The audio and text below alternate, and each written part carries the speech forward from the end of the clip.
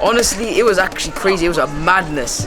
I never knew you guys were gonna come out like that. And as a half Nigerian boy myself, I could obviously relate. And yeah, I just like things that are authentic, that are real. But yeah, I really love this the show, and I'd like you guys to keep on doing stuff like this. Oh, that was amazing. I loved it, bro. You brought the culture in it to, bro, opera. I was not expecting this. That's the best thing that I've ever heard.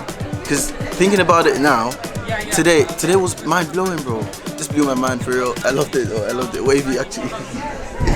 I love the contrast of the hip hop and the opera, bringing that together. I thought that was brilliant. I loved it. It was so much. You know, it was acting. There was a bit of comedy in there. There was the singing, obviously, and the rapping, but the food as well, to bring all the elements in and just really have an experience of a rich culture is beautiful. Really talented. And involving the audience as well, even whilst, you know, just holding the pots and, you know, bring the pepper in. I enjoyed that as well. Absolutely. And we had like the sign language as well, so for if anyone needs that, that was there.